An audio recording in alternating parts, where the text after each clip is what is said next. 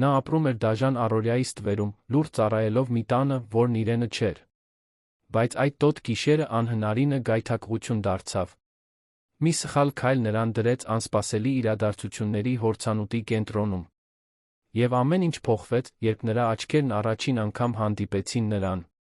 Եթե սիրում եք այսպիսի հզոր սիրային պատմություններ, ապա բաժանորդագրվեք ալիքին մեկնաբանություններում գրեք, թե որտեղից եք դիտում։ Ես շատ եմ ուզում իմանալ։ Անին արթնացավ հետնաբակի իր փոքրիկ սենյակի կղմինդրե տանիքին թափվող անձրի ձայնից։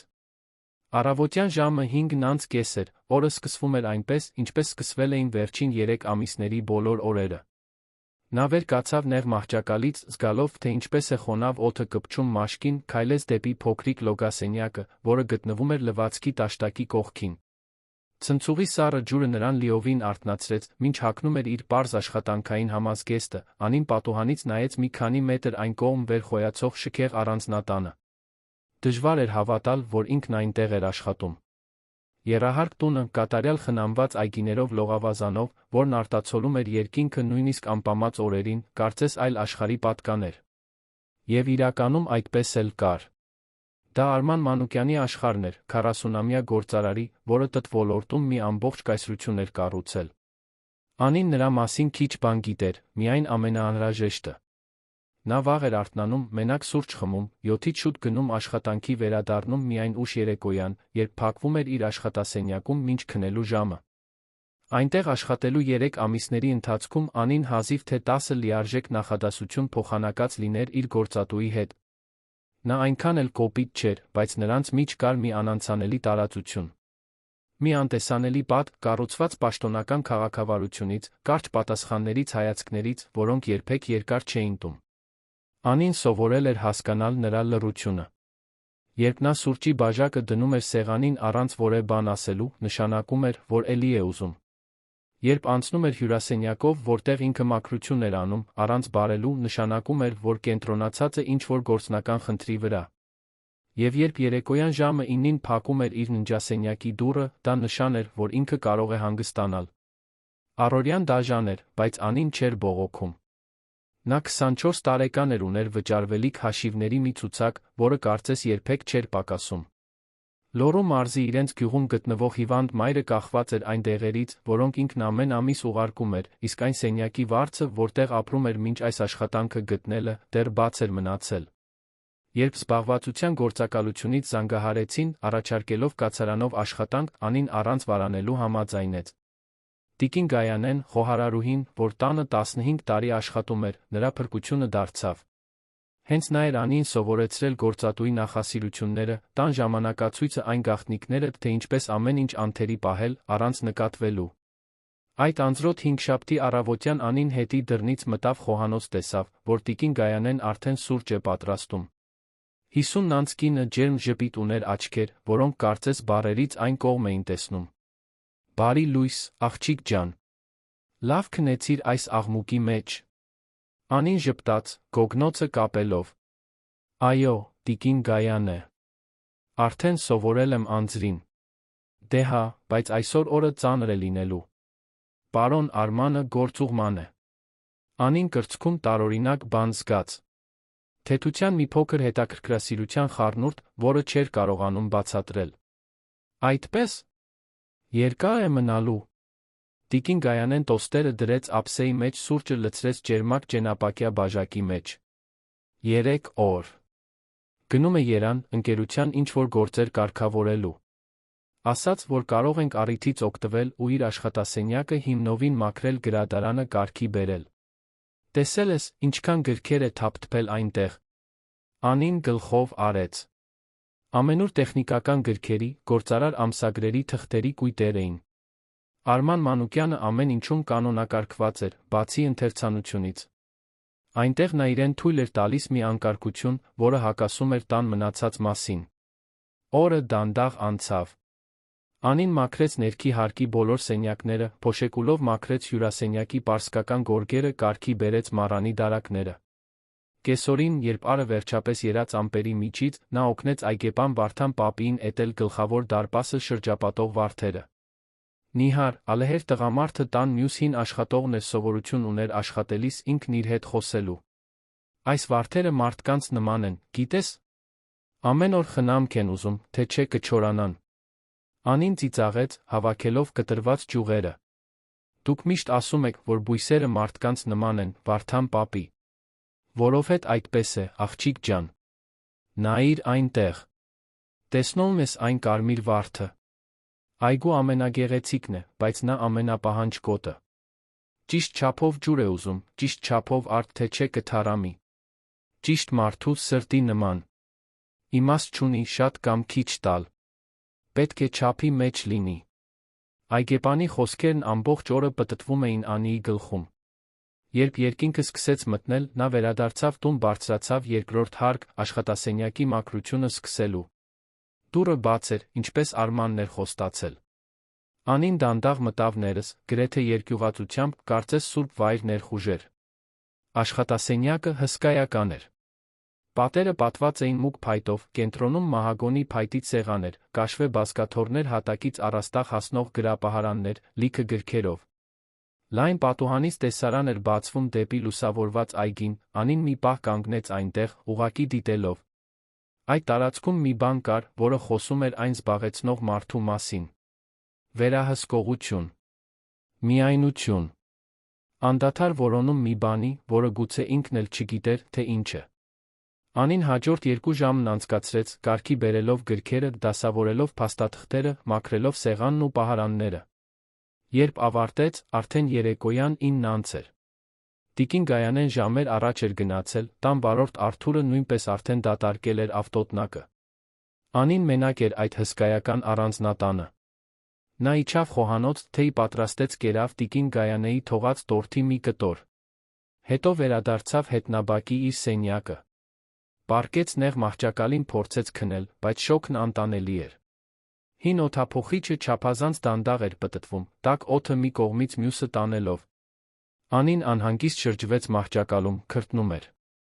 Նայեց թեփոտված առաստաղին, մտածեց, թե որքան տարբեր կլիներ քնել օդորակիչով սենյակում։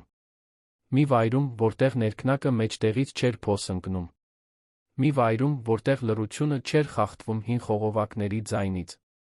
Հենց այդ ժամանակ միտքը ծագեց։ Վտանգավոր։ Գայթակղիչ։ Անհեթեթ։ Տունը դատարկ էր։ Արմանը շաբաթ օրվանից շուտ չէր վերադառնալու։ Ոչ ոք պետք չէ, որ իմանա։ Անին վեր կացավ մահճակալից, սիրտը կուրծքը ճեղքում էր։ Նա դուրս եկավ սենյակից, բոբիկ քայլեց դեպի գլխավոր տուն։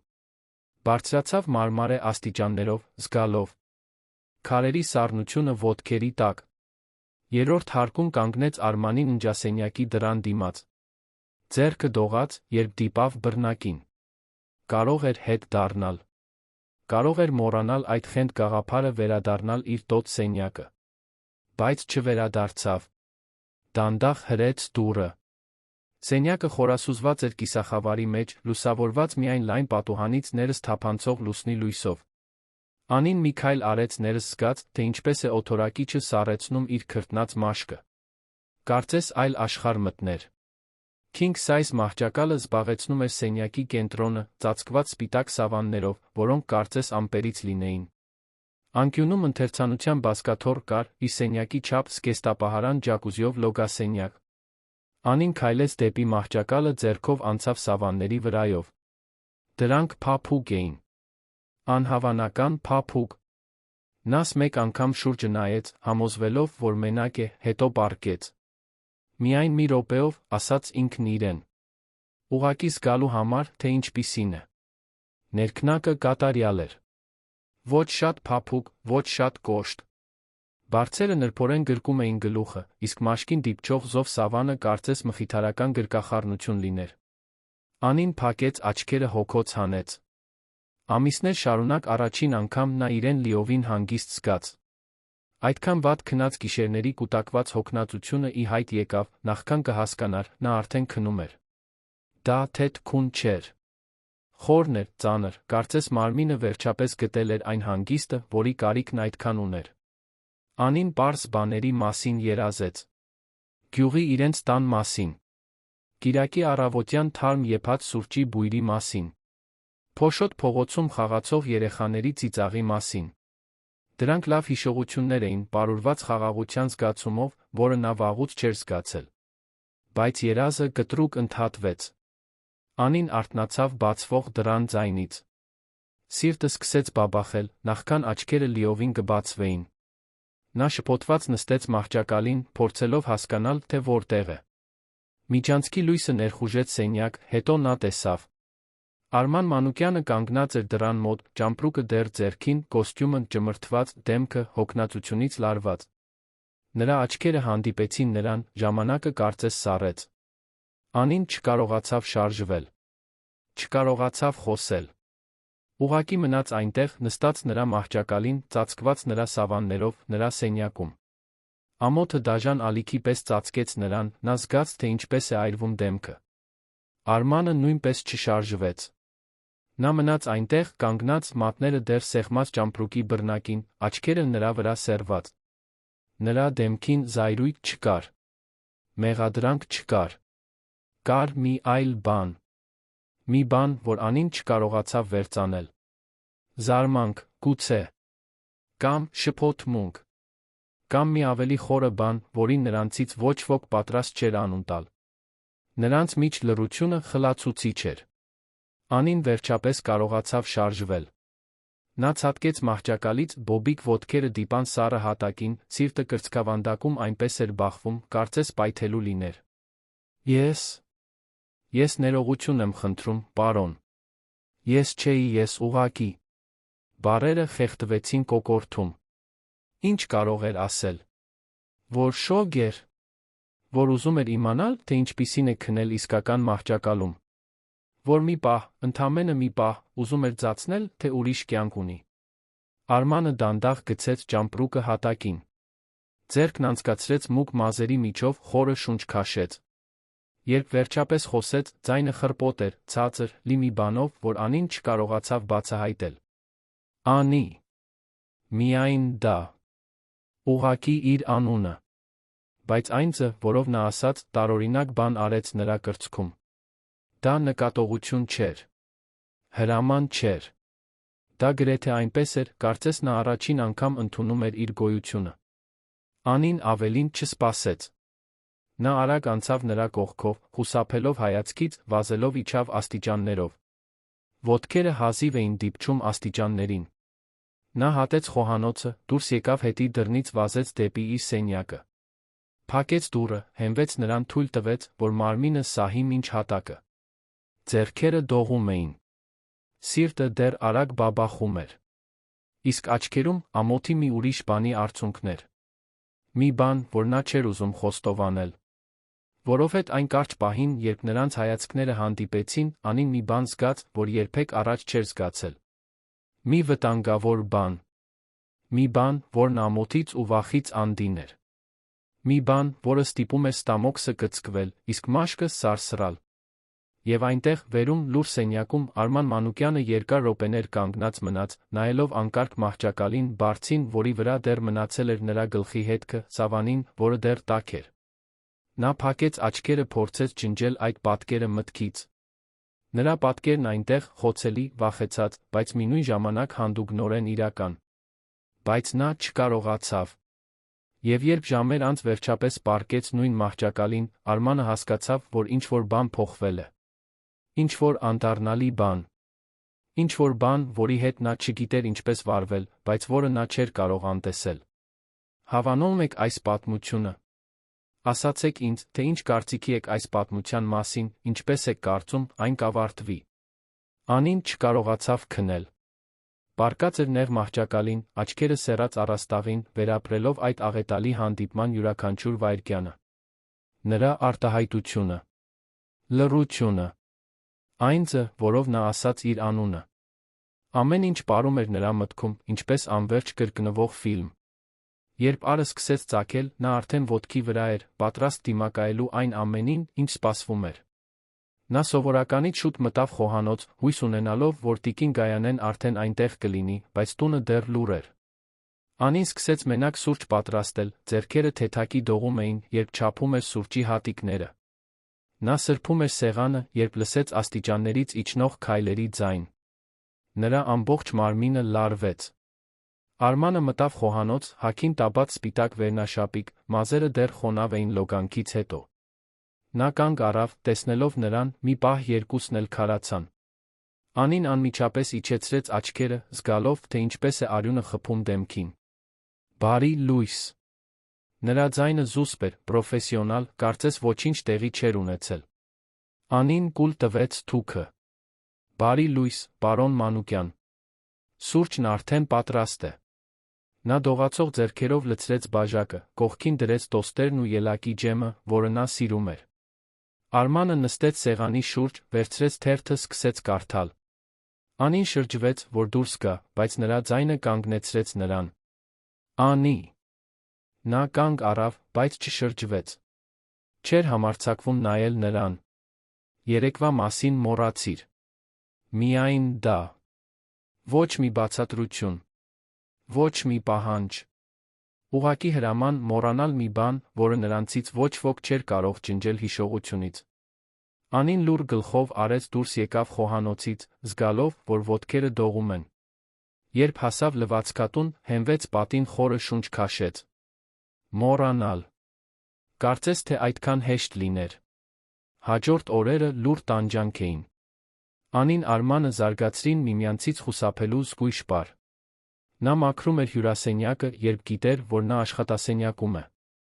Նա սուրճ էր խմում, նախքան Անին կհասներ խոհանոց։ Նրանք հատում էին միմյանց միջանցքներում հայացքները փախցնում, կարծես տեսողական շփումը կարող էր այրել։ Բայց տիկին Գայանեն նկատեց։ Իհարկե, նկատեց։ Խոհարարուհին 15 տարի այդ տանը չէր աշխատել, առանց սովորելու կարդալ տողերի արանքում։ Աղջիկ ջան, դու տարօրինակ ես դարձել։ Ինչ-որ բան է պատահել։ Անին կարտոֆիլ էր մաքրում, երբ տիկին Գայանեն հարցը տվեց։ Նա աչքերը սեղեց դանակին ու բանջարեղենին։ Ոչ, տիկին Գայանե։ Ուղղակի հոգնած եմ։ Ավելի տարիքով կինը խաչեց ձեռքերը, թեքեց գլուխը, մայրական հայացքը տեսնում էր ստի միջով։ Հոգնած։ Հասկանալի է։ Իսկ գործատուն էլ վանդակի մեջ ընկած գազանի պես է։ Նա էլ է հոգնած։ Անին զգաց, որ դեմքը տաքանում է։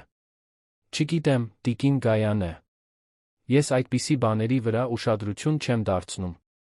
Տիկին Գայանեն ցածր ծիծաղեց, վերադարձավ գազօջախի մոտ։ Լավ, աղջիկ ջան։ Բայց եթե խոսելու կարիք ունենաս, ես այստեղ եմ։ Երբեմն մենք բաները ներսում ենք պահում, ու դրանք մեծանում, մինչ որ պայթում են։ Այդ օրը կեսօրին Անին գրադարանն էր կարգի բերում, երբ աշխատասենյակից ձայներ լսեց։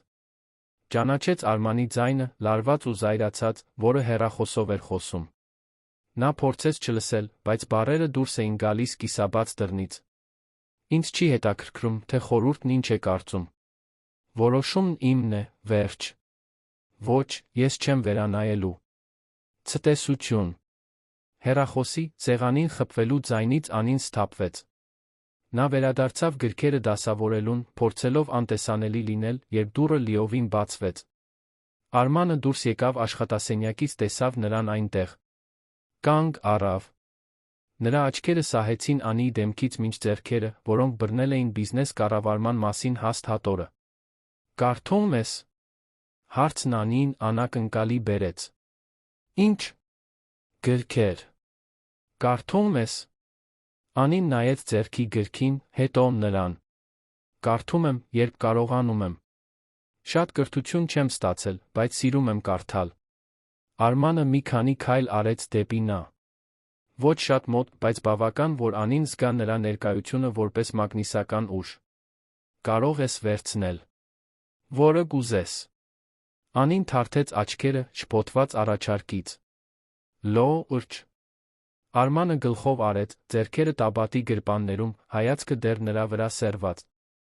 Գրքերը կարդալու համար են, ոչ թե դարակներում փոշոտվելու։ Լարված լռություն տիրեց։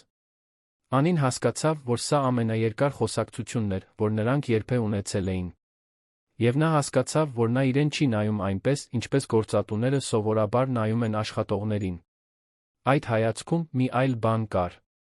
Մի բան, որը ստիպում էր նրան իրեն իսկապես տեսանելի զգալ։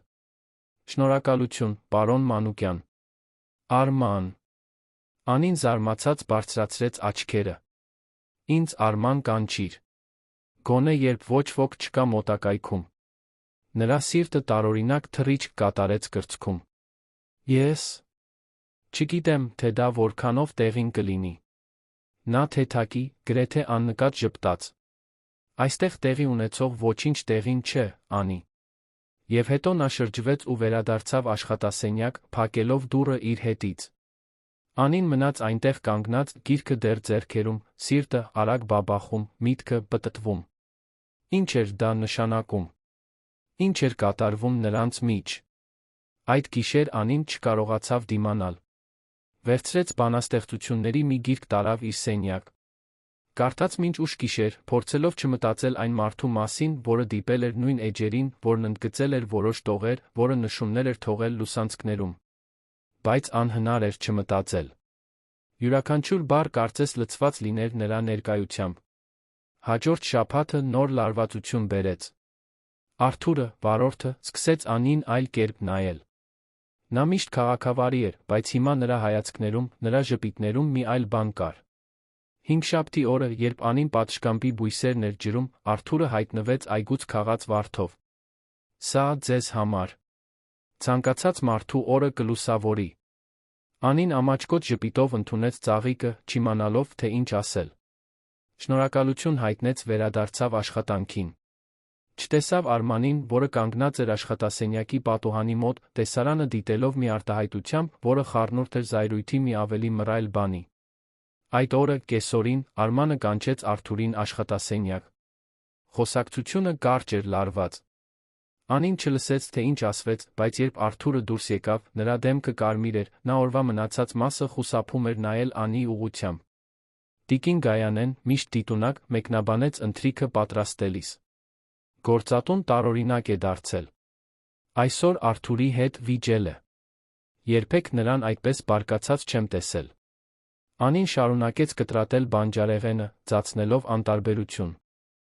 Երի աշխատանքի սթրեսն է։ Տիկին Գայանեն իմաստուն ծիծաղեց։ Այո, այո։ Սթրեսը։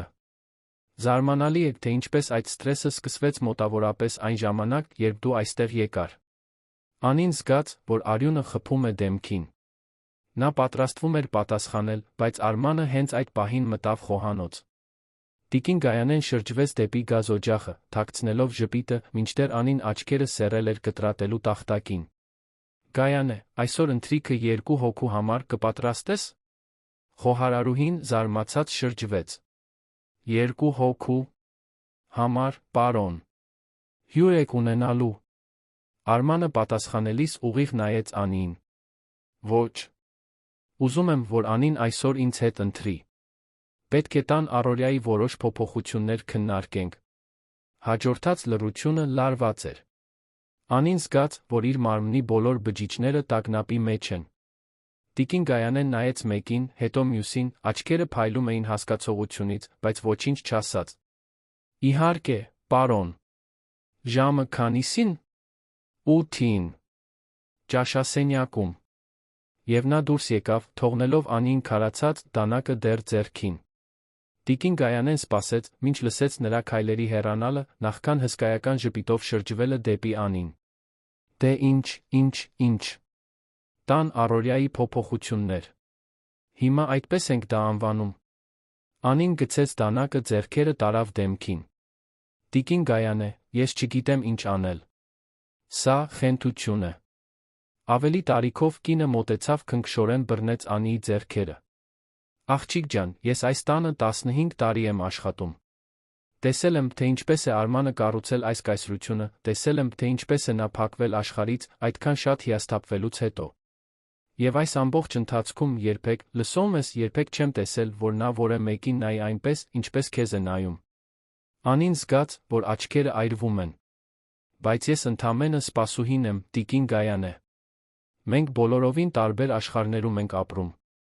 Տիկին Գայանեն սեղմեց նրա ձեռքերը։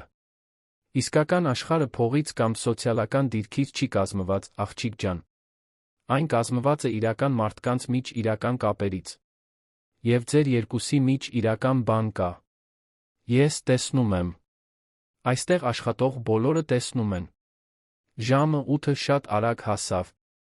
Անին հագավ իր ունեցած լավագույն հագուստը, պարզ բլուզ մաքուր ջինսե տաբատ։ Երկար մազերը հավաքեց ցածր կոկոնի մեջ դողացող ոտքերով իջավ ճաշասենյակ։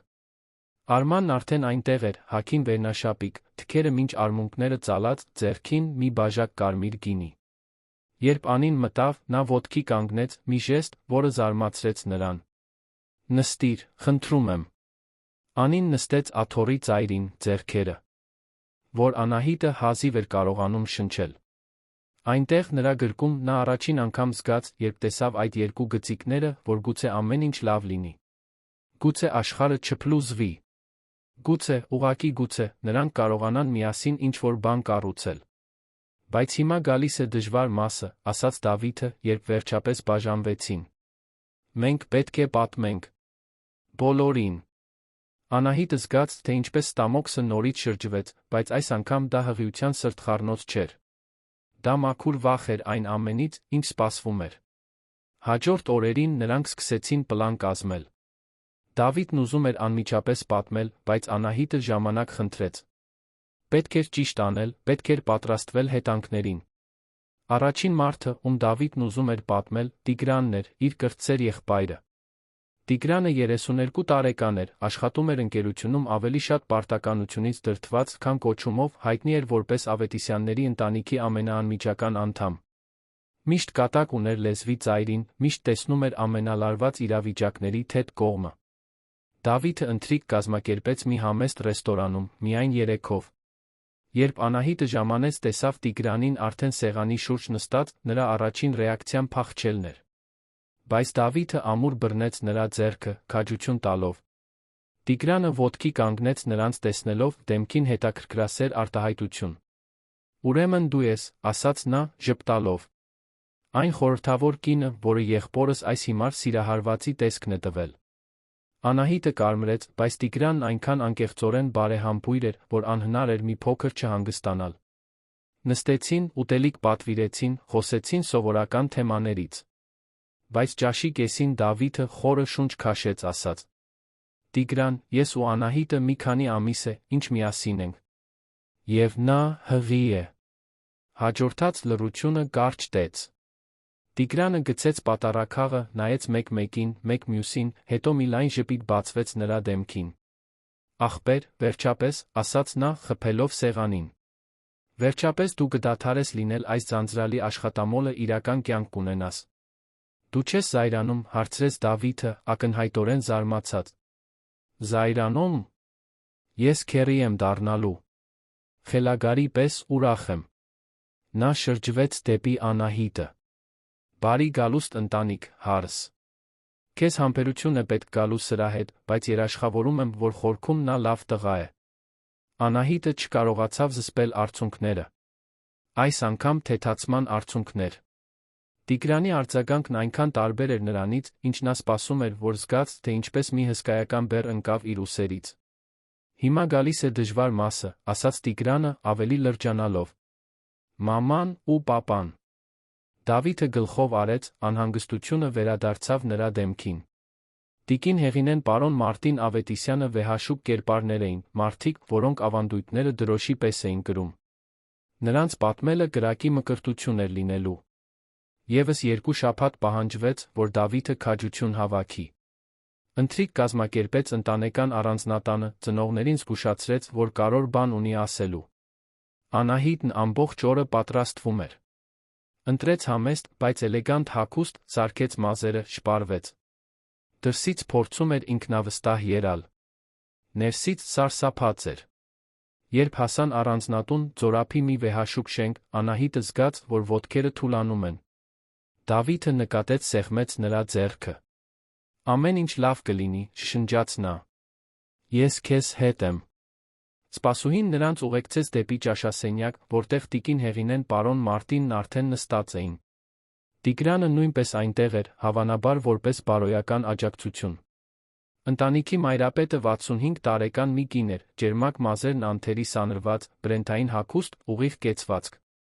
Պարոն Մարտինը մի քանի տարով մեծ, նույն խստությունն ուներ հայացքում, որը Դավիթը կրում էր աշխատանքային ժողովներին։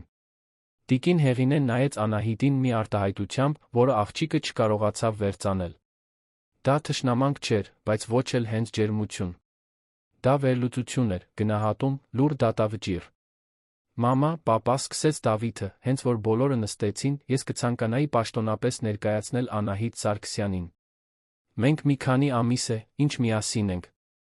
Սարգսյան, կրկնեց տիկին Հեղինեն, կարծես անունը լեզվի վրա փորձելով։ Ո՞ր ընտանիքից։ Ես Վանաձորից եմ, Լոռու մարզից, պատասխանեց Անահիտը, ձայնն ավելի ամուր, քան սպասում էր։ Մայրս թոշակառու ուսուցչուհի է։ Երան եմ եկել համալսարան ընդունվելու 5 տարի է, ինչ աշխատում եմ Ավետիսյան շինարարական հոլդինգում։ Ընկերությունում, ասաց պարոն Մարտինը։ Ինչ պաշտոնում։ Նախագծերի համակարգող։ Լռությունը ծանր էր։ Տիգրանը անհարմար հազաց։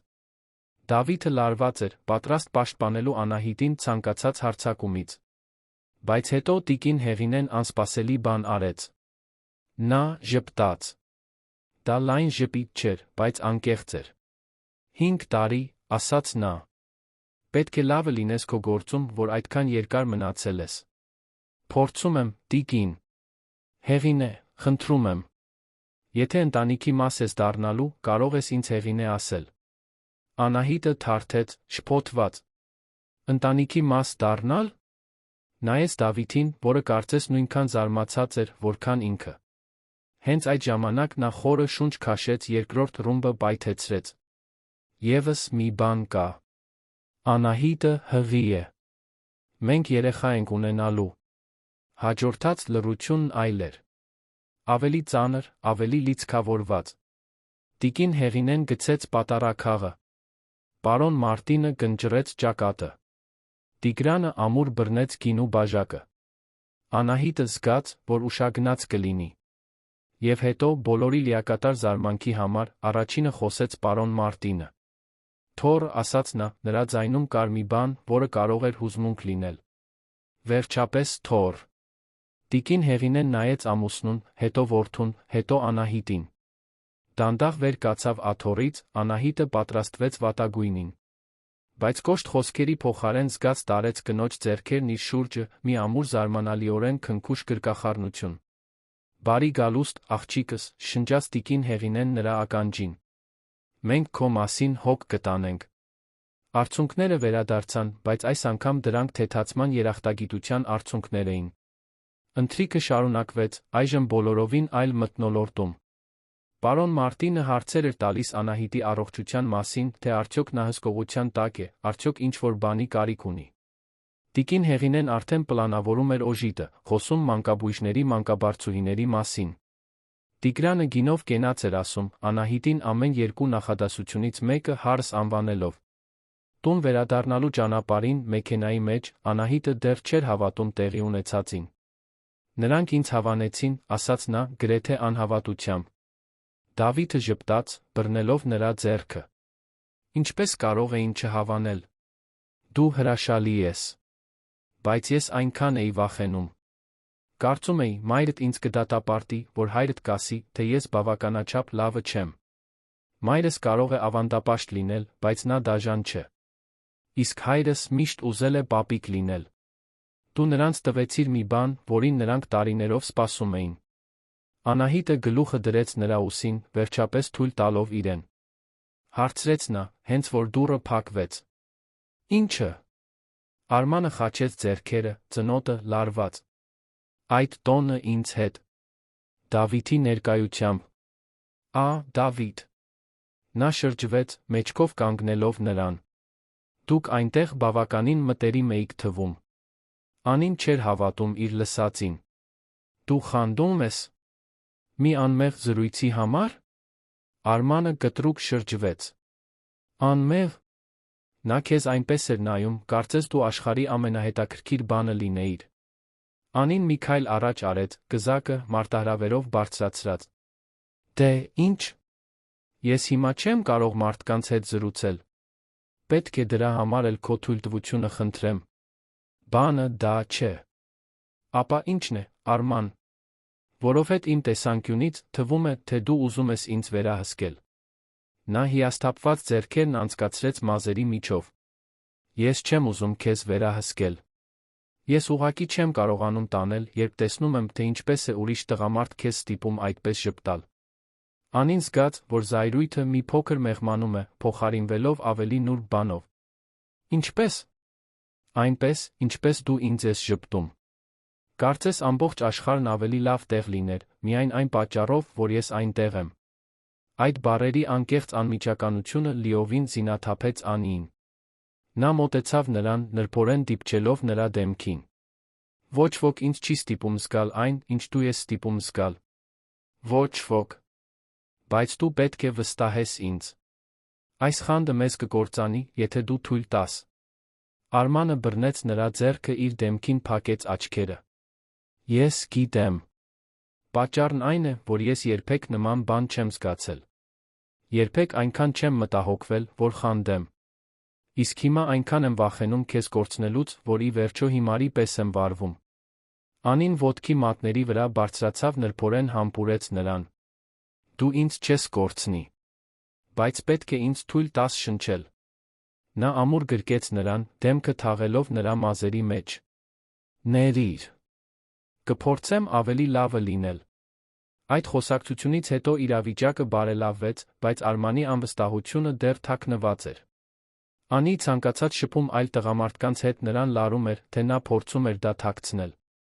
Անին իր հերթին սկսեց հասկանալ, որ այդ հզոր վերահսկող տղամարդն ավելի փխրուն սիրտ ուներ, քան թվում էր։ Առաջին համբույրից մեկ ամիս անց Արմանը մի առաջարկ արեց, որը կփոխեր ամեն ինչ։ Արի ինձ հետ Դիլիջան։ Այնտեղ հանդիպում ունեմ, բայց դա ընդամենը 1 օր կտի։ Հանգստյան օրերի մնացած մասը մերն է։ Լողափեր, ընթրիքներ, մենք երկուսով հեռու այս ամենից։ Անին վարանեց։ Դա մեծ քայլ էր։ Միասին ճանապարհորդել, դա ավելի կոնկրետ դարձնել։ Իսկ եթե ինչ-որ մեկն իմանա։ Արմանը բռնեց նրա ձեռքերը։ Ոչ ոք չի իմանա։ Եվ անկեղծ ասած, ես սկսում եմ այլս այդքան չանհանգստանալ։ Ես ուզում եմ կարողանալ քեզ ընթրիքի տանել, առանց ուսիս վրայով նայելու։ Ուզում եմ կարողանալ հանրության մեջ բռնել քո ձեռքը։ Ուզում եմ, որ դու ծանոթանաս քրոջս հետ։ Քրոջ մասին հիշատակումը զարմացրեց Անիին։ Դու քո ուր ունես։ Արմանը ժպտաց։ Այո։ Լիլիթ։ Ապրում է Դիլիջանում։ Բոլորովին ինձ նման չէ։ Շփվող է, խոսուն, առանց ստիճների։ Եվ քեզ շատ կհավանի։ Անին զգաց, որ կուրծքը սեղմվում է հուզմունքից։ Դու իսկապես ուզում ես, որ ես ծանոթանամ քո ընտանիքի հետ։ Նա նրան ավելի մոտ քաշեց։ Դու գաղտնիք չես, որը ես ուզում եմ թաքցնել, Անի։ Դու լավագույն բանն ես, որ տեղի է ունեցել իմ կյանքում երկար ժամանակ։ Ես ուզում եմ, որ մարդիկ, ում ես սիրում եմ, իմանան դրա մասին։ Եվ այսպես, նոյեմբերի մի արոտ ուրբաթ օր, Անին հայտնվեց Արմանի մեքենայի արջի նստատեղին, ուղղորվելով դեպի Դիլիջան։ Բնապատկերը փոխվում էր, երբ նրանք մոտենում էին, Անին չէր կարողանում զսպել իր հուզմունքը։ Նա երբեք այդպես չէր ճանապարհորդել, առանց հոգսերի, ուղղակի վայելելու համար։ Հանգստյան տունը շլացուցիչ էր։ Բունգալոներ, անսահման լողավազան, գուրման ռեստորան։ Անին իրեն խաբեբաց զգաց, մտնելով շքեղ նախասրահ, բայց Արմանը նրան բնականon ուղեկցեց, կարծես նա այնտեղ պատկաներ։ Նրանց սենյակը տեսարան ուներ դեպի անտառը, հսկայական մահճակալ սեփական պատշգամբ։ Սա իրական է, Անին դանդաղ պտտվեց, յուրացնելով յուրաքանչյուր մանրուք։ Արմանը գրկեց նրան հետից, համբուրելով պարանոցը։ Իրական է։ Եվ միայն մեզ համար է։ Այդ գիշեր նրանք ընթրեցին մոմերի լույսի ներքո պատշգամբում, բոբիկ, իսկ ծառերի սոսափյունը, որպես երաժշտություն։ Անին փորձեց ուտեստներ, որոնց մասին երբեք չէր լսել, ծիծաղեց այն պատմությունների վրա, որոնք Արմանը պատմում էր մանկությունից։ Նա այնտեղ այլ էր։ Ավելի թեթ։ Ավելի ինքն իրեն նման։ Հաջորդ օրը, մինչ Արմանը հանդիպմանն էր, Անին առիթից օգտվեց, զբոսնելու։ Ոտքերի տակ փափուկ հողը, կանաչ անտառը, որը ձգվում էր մինչ հորիզոն, ամեն ինչ երազի էր նման։ Նա լուսանկարներ արեց, կոներ հավաքեց, իրեն ազատ զգաց այնպես, ինչպես տարիներով չէր զգացել։ Բայց խաղաղությունը կարճ տեց։ Վերադառնալով սենյակ, Անին լսեց, թե ինչպես է Արմանը հեռախոսով խոսում պատշգամբում։ Նա մտադիր չէր լսել, բայց դուռը կիսաբաց էր, բառերը հստակ հասան. «Սիրելիս, գիտեմ, բայց այսօր չի ստացվի գալ։ Վաղը կտեսնվենք, խոստանում եմ»։ «Ոչ, չեմ մոռացել»։ «Իհարկե, ոչ։ Ես էլ եմ քեզ սիրում»։ Անի աշխարհը փլուզվեց։ Օդը դուրս եկավ թոքերից, կարծես նրան հարվածած լինեին։ «Սիրելիս, ես էլ եմ քեզ սիրում»։ Նա ուրիշի հետ էր խոսում։ Այն ամբողջ պատմությունը, թե ինքը յուրահատուկ է, թե նա ուզում է հրապարակել իրենց հարաբերությունները, սուտ էր։ Նա ընդամենը մեկն էր։ Սպասուհին, որի հետ նա զվարճանում էր, մինչդեռ իրական մեկը սպասում էր նրան։ Արցունքները եկան տաք արագ։ Անին սկսեց իր իրերը գցել ճամպրուկի մեջ, ձեռքերը դողում էին։ Նա պետք է հեռանար այնտեղից։ Պետք է փախչեր, նախքան նվաստացումը նրան լիովին կկլաներ։ «Անի,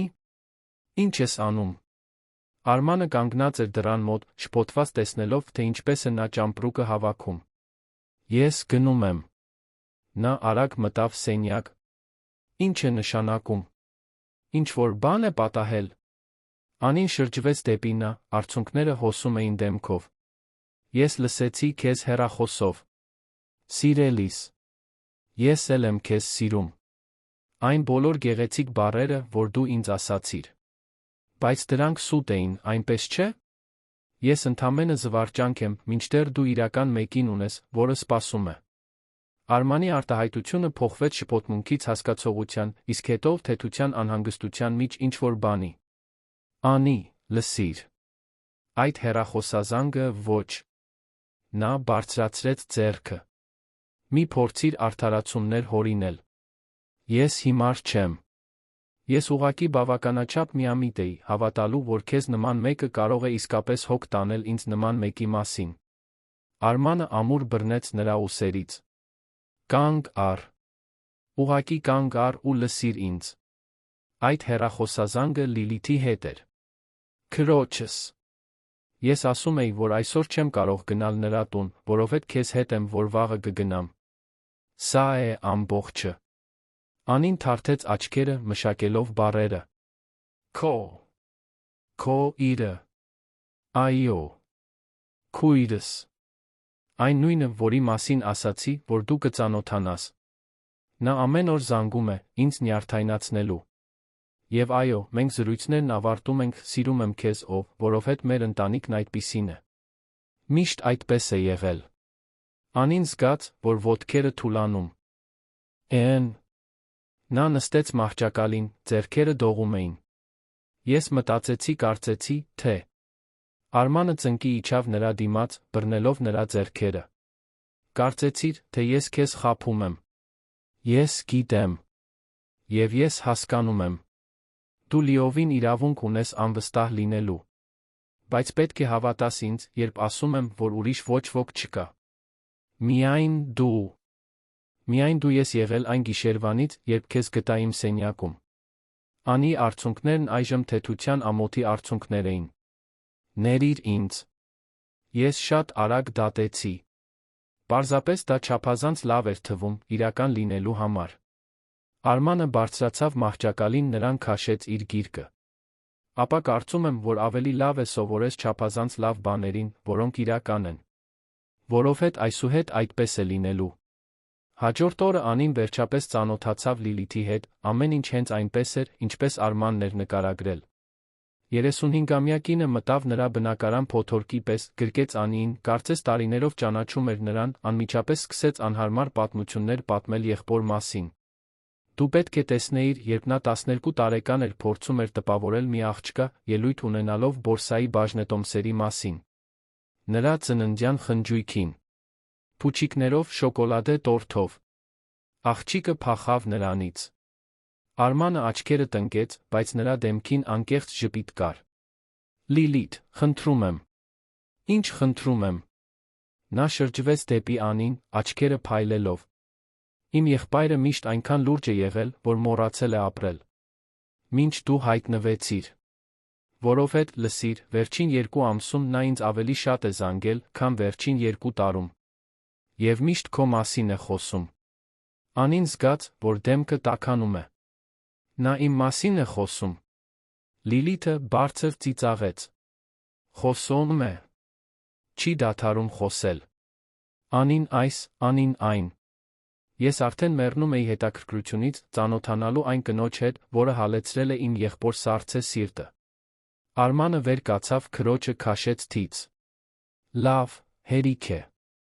Դու արդեն բավականաչափ անհարմար դրության մեջ դրեցիր մեզ այսօրվա համար։ Բայց Լիլիթը պոկվեց, բռնեց Անիի ձեռքերը։ Հիմա լուրջ։ Շատ ուրախ եմ քեզ հետ ծանոթանալու համար։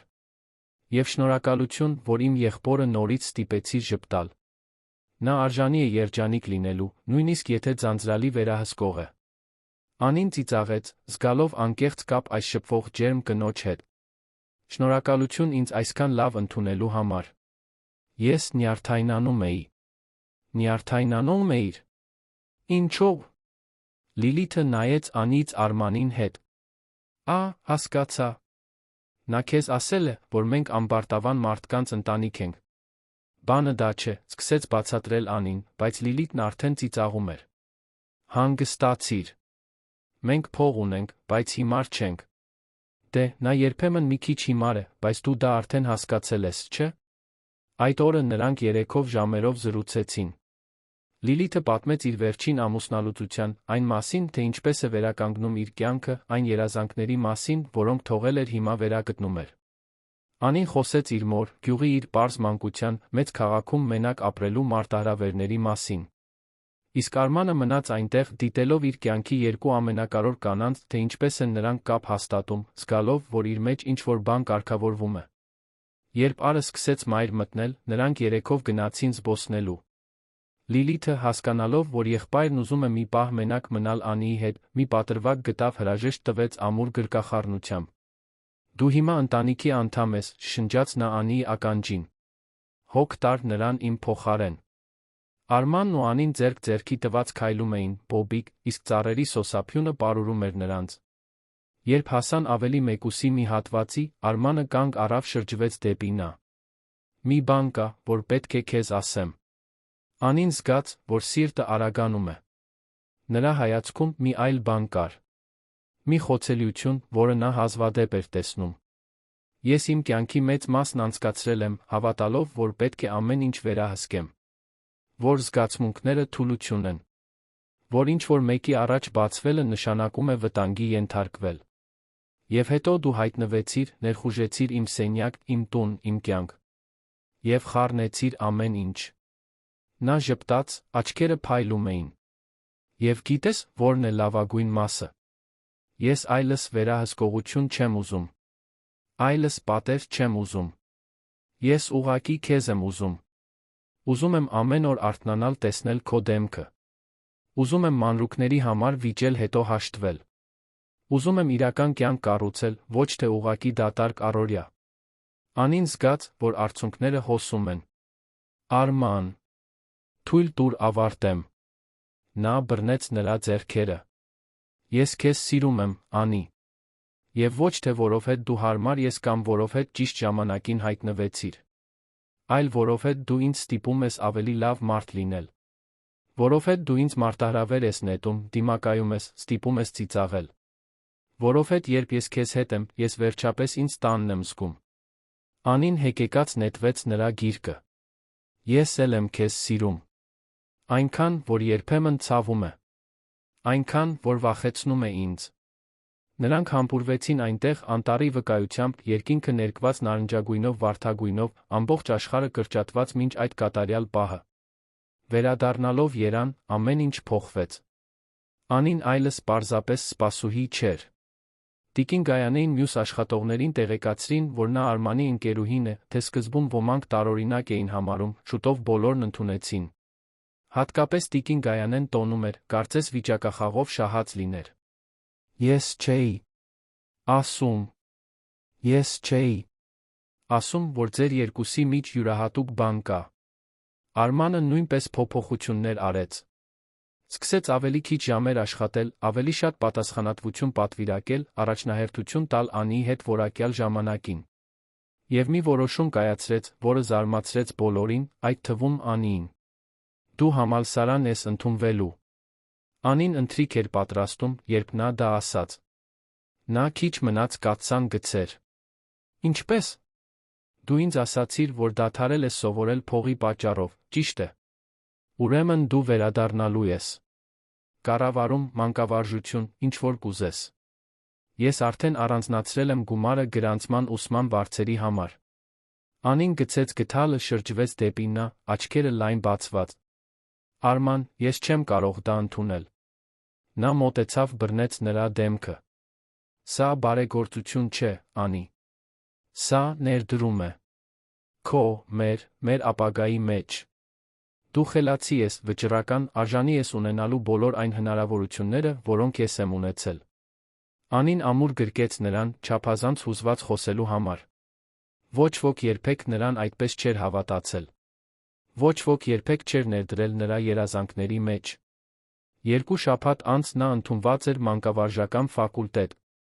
Վաղ էր արթնանում դասերի գնալու համար, կեսօրին վերադառնում էր սովորելու առանձնատան գրադարանում, որն այժմ պաշտոնապես նրա սիրելի վայրն էր տանը։ Արմանը միայն նրա համար հարմարավետ սեղան տեղադրեց, գնեց բոլոր անհրաժեշտ գրքերը, պնդում էր, որ լսի յուրաքանչյուր մանրուք այն մասին, թե ինչ է նա սովորում։ Նրանց երկուսի կյանքը ռիթմ գտավ։ Այն կատարյալ չէր։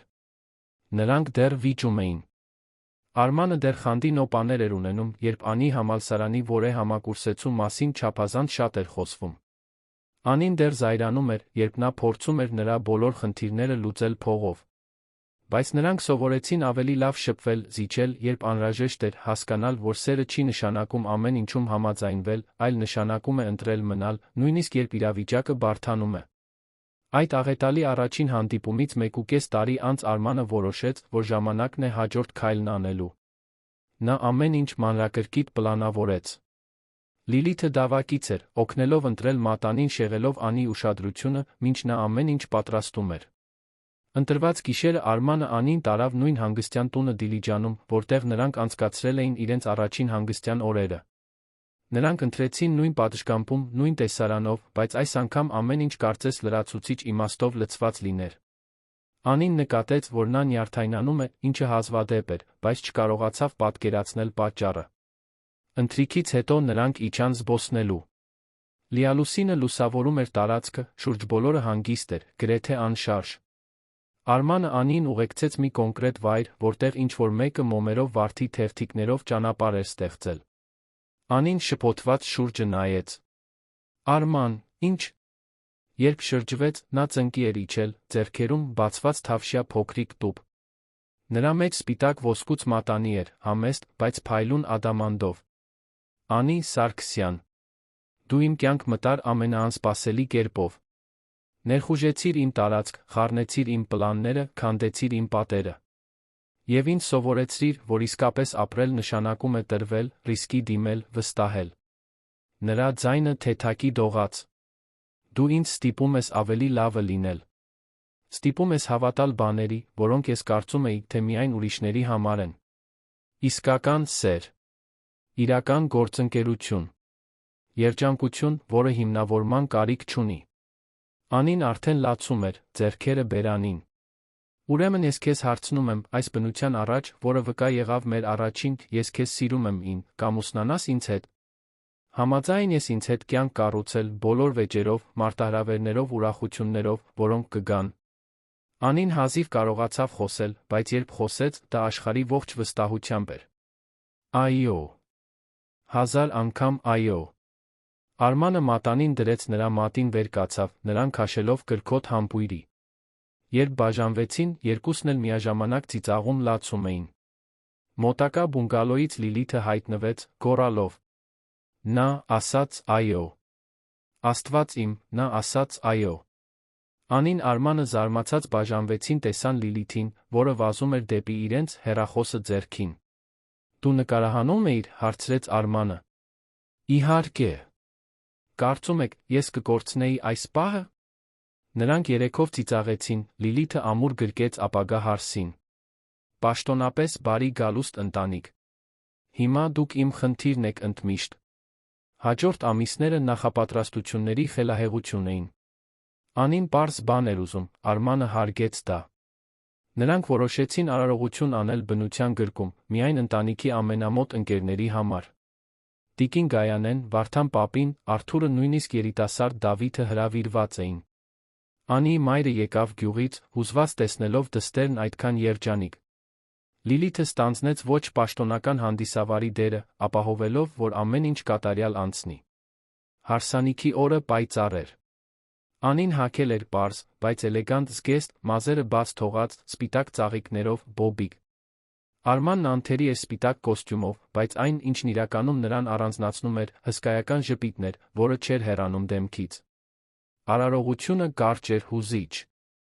Երբ եկավ երթումների ժամանակը, Անին հազիվ կարողացավ ավարտել իրենը, առանց լաց լինելու։ Արմանը, միշտ ավելի զուսպ, նույնպես ստիպված եղավ մի քանի անգամ դադար տալ, իրեն հավաքելու համար։ Արարողությունից հետո ընթրիքի ժամանակ Լիլիթը մի ելույթ ունեցավ, որը բոլորին ծիծաղեցրեց, բացահայտելով Արմանի մասին ավելի շատ անհարմար պատմություններ, այդ թվում այն դեպքը, երբ նա 15 տարեկան էր մերժվել էր մի աղջկա կողմից, որով հետ միայն ներդրումների մասին էր խոսում։ Բայց հիմա լուրջ, ասաց Լիլիթը, տոնն ավելի մեղմ դարձնելով, տեսնել իմ եղբորն այսպես երջանիկ, այն ամենն է, ինչ ես միշտ ուզել եմ։ Անի, շնորհակալություն նրան սիրելու համար այնպես, ինչպես նա արժանի է սիրվելու։ Դուք երկուստ ապացույցն եք, որ լավագույն պատմությունները սկսվում են, երբ մենք ամենաքիչն ենք սպասում։ Երբ խնջույքը սկսեց ավարտվել, հյուրերը գնացին, Արմանը Անիին գրկեց առաջացնելով նրա զարմանքի ուրախության բացականչությունները, նրան տարավ դեպի հարսանեկան գիշերվա համար զարդարված բունգալոն։ Իջեցրու ինձ, բողոքեց նա ծիծաղի միջից։ Բացառվում է։ Դա ավանդույթ է։ Ինչ ավանդույթ։ Այն, որը ես հենց նոր հորինեցի։ Անին դեմքը թաղեց նրա պարանոցին, ներշնչելով այն բույրը, որն այժմ այնքան ծանոթ էր։ Ես քեզ սիրում եմ, Արման Մանուկյան։ Նա կանգ առավ բունգալո մտնելուց առաջ նայեց նրա աչքերին, օրվա ողջ հուզմունքն արտացոլված այնտեղ։ Ես քեզ սիրում եմ, Անի Մանուկյան։ Նրա նոր ազգանվան ձայնից Անիի սիրտը բաբախեց։ Նա համբուրեց նրան հենց այնտեղ, աստղերի տակ, բնության ձայների ներքո այն վստահությամբ, որ դա իրական էր։ Որ այդ տղամարդն իրենն էր, ինքը նրանը, ընդմիշտ։ Հարսանիքին հաջորդած ամիսները հարմարվելու բացահայտումների շրջան էին։ Անին ավարտեց համալսարանի առաջին կուրսը գերազանց գնահատականներով։ Արմանը վաճառեց չափազանց մեծ առանձնատունը գնեց ավելի փոքր, բայց նույնքան հարմարավետ տուն, որտեղ յուրաքանչյուր սենյակ կրում էր նրանց երկուսի հետքը։ Լիլիթը դարձավ մշտական ներկայություն, միշտ հայտնվելով առանց զգուշացնելու բերելով նորություններ կամ բամբասանքներ։ Տիկին Գայանեն, այժմ ավելի շատ մոր պես քան աշխատող, շարունակում էր պատրաստել զույգի համար, բայց հիմա գործերը կիսում էր Անիի հետ, սովորեցնելով նրան պատրաստել Արմանի սիրելի ուտեստները։ Վարդան պապին նույն խնամքով էր խնամում, նոր այգին միշտ մի ճանապարհ էր գտնում, բույսերի մարդկանց միջ իր փիլիսոփայական համեմատությունները մտցնելու։ Կյանքը հեքիաթ չէր։ Կային վճարվելիք հաշիվներ, անելու աշխատանք, սովորելու գիշերներ Անիի համար, գործուղումներ Արմանի համար։ Կային մանր վեճեր այն մասին, թե ով է մոռացել կաթ գնել, ավելի լուրջ քննարկումներ ապագա պլանների դեռ չիրականացված երազանքների մասին։ Բայց այս ամենի մեջ սեր կար։ Մի սեր, որը ծնվել էր ամենաանհավանական վայրից, երկու մարդկանց միջ, որոնք երբեք չպետք է հանդիպեին, բայց մինույն է, հանդիպեցին։ Մի սեր, կառուցված անկեղծության, հարգանքի, մյուսին երջանիկ տեսնելու անկեղծ ցանկության վրա։ Մի գիշեր, հարսանիքից գրեթե 2 տարի անց, Անին Արմանը պառկած էին հյուրասենյակի բազմոցին, նա հենված նրա կրծքին, դիտում էին մի ֆիլմ, որին նրանցից ոչ ոք իրականում ուշադրություն չէր դարձնում։ Արմանը ցրված խաղում էր նրա մազերի հետ։ Ինչի՞ մասին ես մտածում, հարցրեց նա։ Անին ժպտաց։ Այն մասին, թե ինչպես սկսվեց այս ամենը։ Այն գիշեր, երբ դու ինձ բռնեցիր քո մահճակալում քնած։ Արմանը ցածր ծիծաղեց։ Լավագույն ներխուժումը, որ երբե տեղի է ունեցել իմ կյանքում։ Անին շրջվեց, նայելու նրան։ Երբե պատկերացրել ես, եթե ես դա չանեի։ Եթե ես մնայի իմ տեղում, հարգեի սահմանները, պահպանեի տարածությունը։ Արմանը լրջացավ։ Ես մինույն է քեզ կգտնեի։ Գուցե ոչ այդ գիշեր, բայց ինչ-որ մի պահ։ Որովհետև որոշ մարդկանց վիճակված է գտնել իրար, Անի։ Եվ մենք նրանցից էինք։ Անին նրբորեն համբուրեց նրան։ Ես սիրում եմ քեզ։ Եվ սիրում եմ այն կյանքը, որը մենք միասին կառուցել ենք։ Արմանը նրան ավելի մոտ քաշեց։ Սա միայն սկիզբն է։ Մենք դեռ մի ամբողջ կյանք ունենք առջում։ Եվ նրանք իսկապես ունեին։ Մի կյանք, լի հնարավորություններով, մարտահրավերներով, ուրախություններով, տխրություններով։ Իրական, անկատար, բայց խորապես ճշմարիտ կյանք։ Մի կյանք, որը սկսվեց սխալից, աճեց վախի քաջության միջով, ծաղկեց այնպիսի սիրով, որը գոյություն ունի միայն այն ժամանակ, երբ երկու մարդ որոշում են ամեն օր ընտրել միմյանց։ Անին այլս անտեսանելի սպասուհի չէր։ Արմանն այլս միայնակ գործարար չէր։ Նրանք պարզապես Անին Արմանն էին։ Գործընկերներ։ Ուղեկիցներ։ Երկու կեսեր, որոնք լրացնում էին միմյանց ոչ թե որովհետ կատարյալ էին, այլ որովհետ ընտրեցին ավելի լավը լինել միասին, քան առանձին։ Եվ եթե այս ամբողջ պատմության մեջ մի դաս կար, ապա այն սա էր, որ իսկական սերը չի ծնվում կատարյալ հանգամանքներից կամ կատարյալ մարդկանցից։ Այն ծնվում է, երբ երկու անկատար հոգիներ որոշում են միասին դիմակայել աշխարհի անկատարությանը։ Երբ նրանք ընտրում են խոցելիությունը պաշտպանությունից, անկեղծությունը հարմարավետությունից, սերը վախից։ Եվ այդ ընտրությունը, որն արվում էր օրեցօր, պահ առ պահ, այն էր, ինչը սովորական պատմությունը վերածում էր արտասովորի։ Պատմության ավարտը, սիրելի ունկնդիրներ, հուսով ենք, որ Անի Արմանի պատմությունը հուզեց ձեր սրտերը։ Եթե դուք հուզվեցիք սիրո հաղթահարման վերափոխման այս ճանապարհորդությունից, դրեք ձեր հավանումը, բաժանորդագրվեք ալիքին մեկնաբանություններում պատմեք, թե ինչն է ձեզ ամենաշատը տպավորել։ Որ պահն է ձեզ ամենաշատը հուզել։ Հավատում եք սիրուն, որը ծնվում է անսպասելի հանդիպումներից։ Ամեն օր մենք բերում ենք այսպիսի հզոր պատմություններ, որոնք բացահայտում են մարդկային հոգու ամենախորը կողմերը, պատմություններ, որոնք մեզ ստիպում են հավատալ, որ իսկական սերը գոյություն ունի, որ այն կարող է ծնվել ամենաանհավանական վայրերից։ Սպասում ենք ձեզ հաջորդ թողարկմանը, նոր պատմությամբ, որը կխառնի ձեր զգացմունքները։